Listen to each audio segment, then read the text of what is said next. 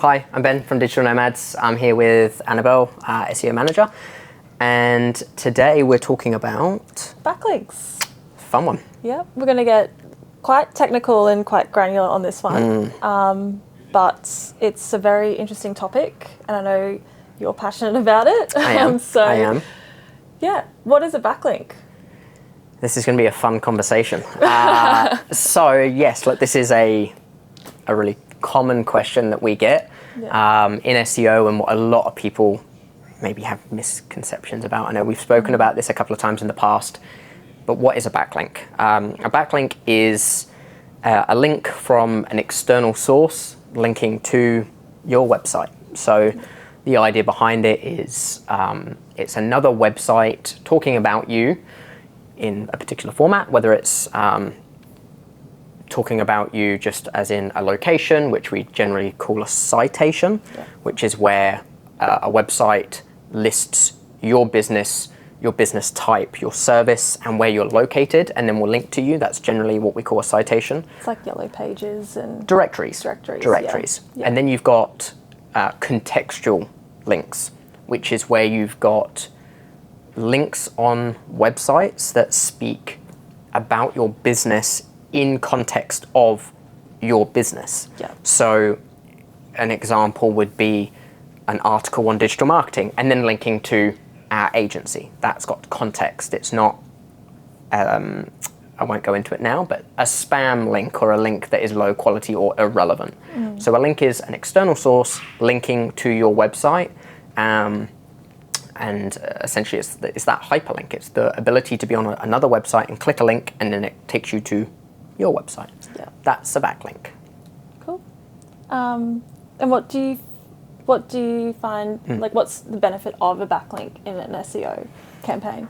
Yeah, so the idea of backlinks is about credibility. The analogy of you talking about yourself versus somebody else talking for you. There's more credibility if a friend of yours recommends a hair salon or a restaurant.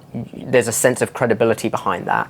And that's kind of the way that Google looks at it. It looks at if there's a credible source talking about you. So an example of, if Forbes is talking about you as being one of the best restaurants on the Gold Coast, there's credibility from that because Forbes are recognized as a credible source. Yeah. So it trusts that link and will essentially distribute you weight from that. Yeah. Now there is some intricacies on where you get links and what links are more valuable than less valuable. That's an important thing to know as well. But ultimately that's why you look to achieve links. It creates credibility for your business, which improves your authority as a website.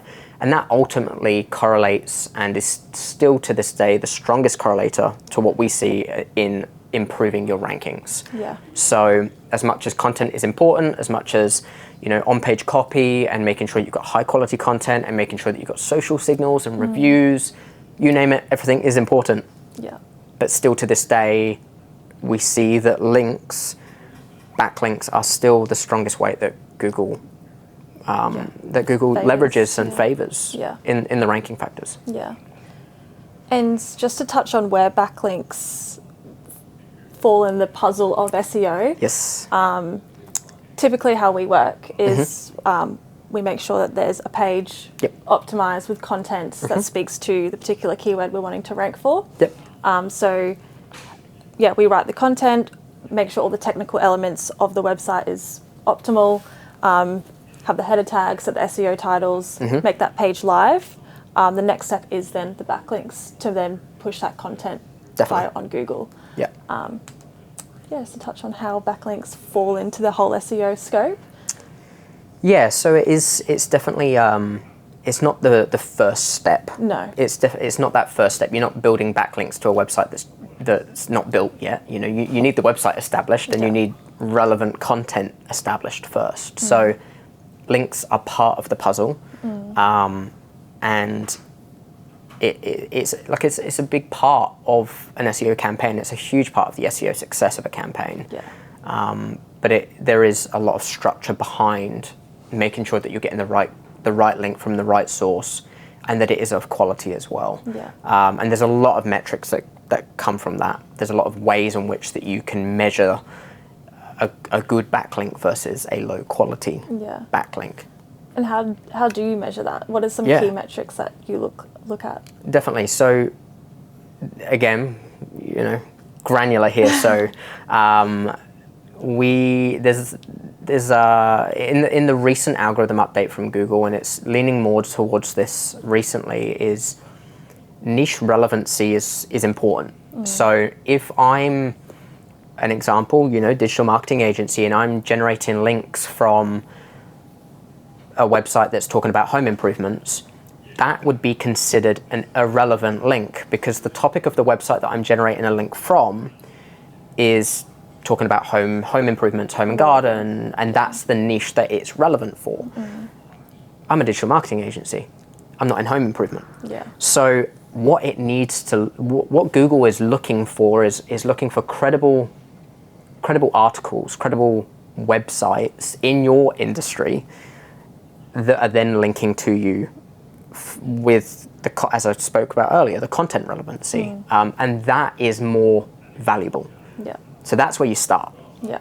Now, there's still a lot of low quality websites out there, spammy websites, lots of AI content, says lots of traffic, yet irrelevant keywords, etc. There's a lot of spam, so you've got to be very careful on this. But a high quality link is worth huge value in comparison to low quality links. One good link from one very credible source can be the difference in a successful SEO campaign. Yeah. So this is not a game of volume. No. This is a game of quality.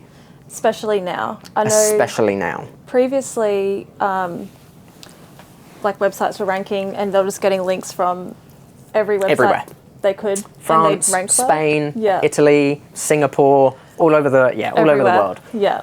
And that used to be, and it used to work. It did. People used to rank. But it did. Google's definitely honing in on making sure that the links are of quality and are relevant and are from reputable sources that are linking back to you, so that it ultimately improves your website's credibility. Definitely. Yeah. Definitely. So understanding, key players in your space and understanding industry leaders of, primary resource is important. So, for a digital marketing agency, we look at companies like SEJ, they're a really big credible source, SEMrush. They've all got really good blogs and articles and documentation on their website. To have links from those sort of credible sources, that's important. That would be a relevant niche backlink. Yeah. Not, as I said, from home and garden or apparel or clothing or e-com and linking back to a digital marketing agency. It doesn't make sense, and Google understands that doesn't make sense. Yeah. So, do you think that there's a certain number of backlinks that a website should have to improve their rankings? Is there a set number that we've found, or? Yeah, there is, but it's industry.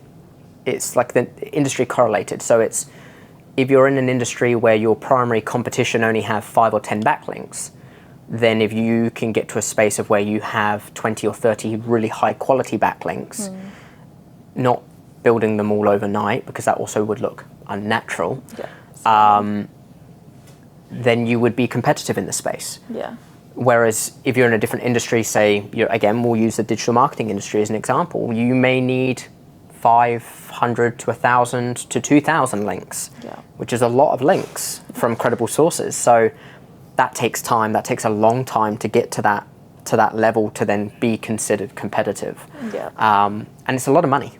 It's a lot of money. I think that's something that a lot of people don't understand as well, that generating links from credible sources can be done organically with, reach out and relationship building and networking and PR and networking, of course. Yeah. Because you don't want to be in a position of where you're just buying links.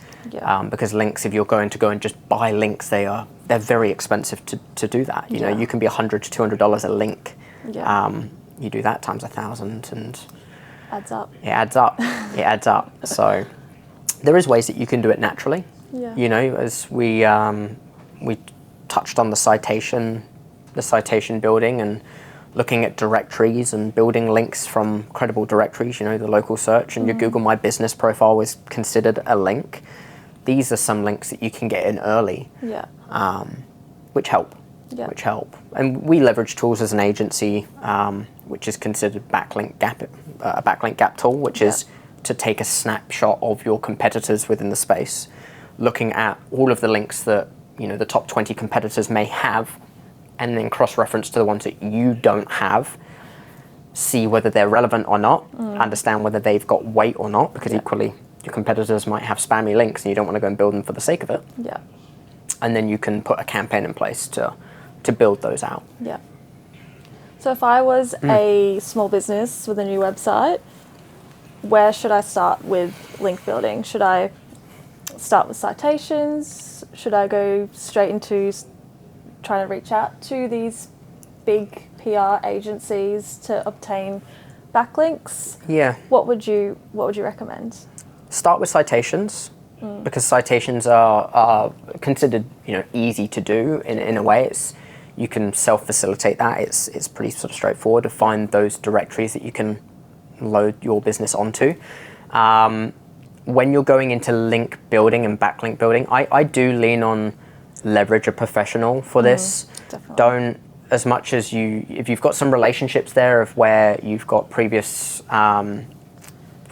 relationships with businesses that you can do link, you know, a link for a link in a way, then you've got that opportunity, as long as it's coming from, again, relevant source and it makes sense to same industry.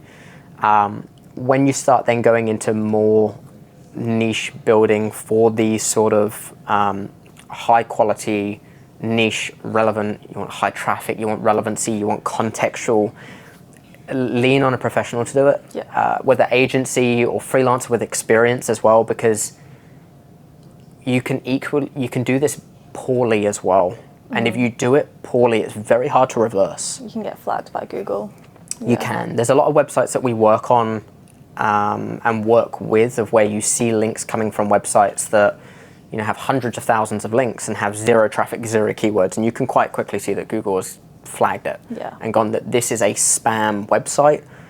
And having links from them can actually do the opposite effect. You can actually push your rankings lower as opposed to improving your rankings. So yeah, we have a lot of businesses that can come to us that have had, you know, previous engagements of low quality links that have been built for them, and we have to go through, and you can do a process of disavowing, of where we remove links and disassociate links from a website and essentially do a cleanup. So yeah, get it. You always want to make sure that you do it right the first time, as opposed to doing it cheaply. Take the time, invest into it well, and you know, we've got some fantastic case studies that we can prove the success of this. We're not the only ones as well. It is very powerful if it's done the right way. Yeah, there's a lot to look at, so you got to be strategic. Yes. Yeah. So, any other questions for me on that one? No, I think you've covered everything. Yep. Covered everything well. Fantastic. Cheers, mate. Neo. Thanks for joining us again, and talk to you again soon. Thanks.